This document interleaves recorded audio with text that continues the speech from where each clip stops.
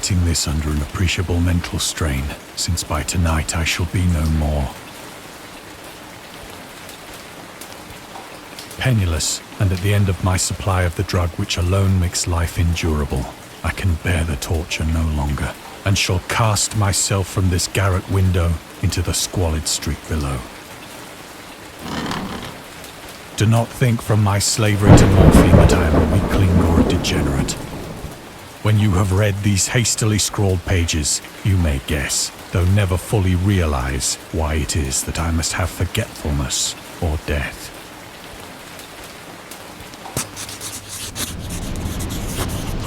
It was in one of the most open and least frequented parts of the broad Pacific that the packet of which I was supercargo fell a victim to the German sea raider.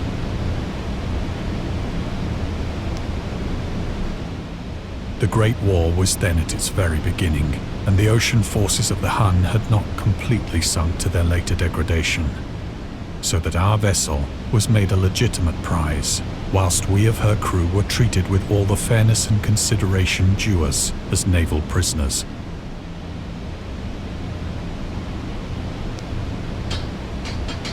So liberal, indeed, was the discipline of our captors, that 5 days after we were taken, I managed to escape alone in a small boat with water and provisions for a good length of time.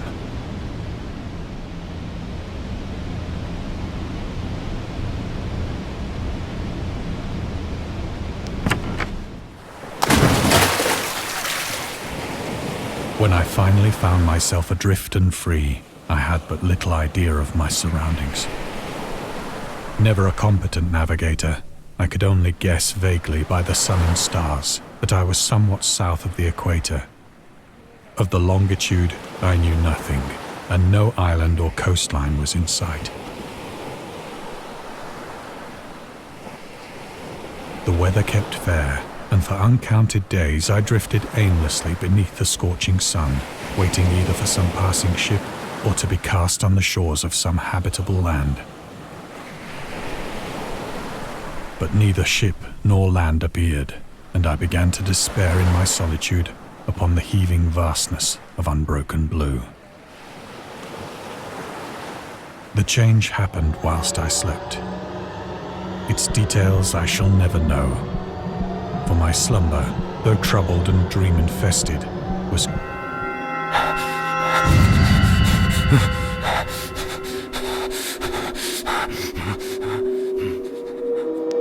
When at last I awoke, it was to discover myself half sucked into a slimy expanse of hellish black mire, which extended about me in monotonous undulations as far as I could see, and in which my boat lay grounded some distance away. Though one might well imagine that my first sensation would be of wonder at so prodigious and unexpected a transformation of scenery, I was in reality more horrified than astonished. For there was in the air and in the rotting soil a sinister quality which chilled me to the very core. The region was putrid with the carcasses of decaying fish and of other less describable things which I saw protruding from the nasty mud of the unending plain.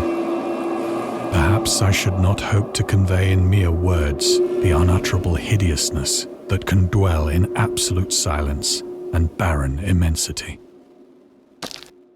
There was nothing within hearing, and nothing in sight save a vast reach of black slime. Yet the very completeness of the stillness and the homogeneity of the landscape oppressed me with a nauseating fear. The sun was blazing down from a sky which seemed to me almost black in its cloudless cruelty, as though reflecting the inky marsh beneath my feet.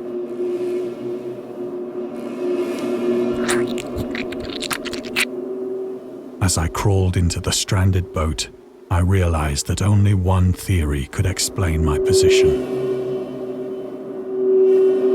Through some unprecedented volcanic upheaval, a portion of the ocean floor must have been thrown to the surface, exposing regions for which innumerable millions of years had lain hidden under unfathomable watery depths. So great was the extent of the new land which had risen beneath me that I could not detect the faintest noise of the surging ocean, straining my ears as I might. Nor were there any seafowl to prey upon the dead things. For several hours I sat thinking or brooding in the boat, which lay upon its side and afforded a slight shade as the sun moved across the heavens.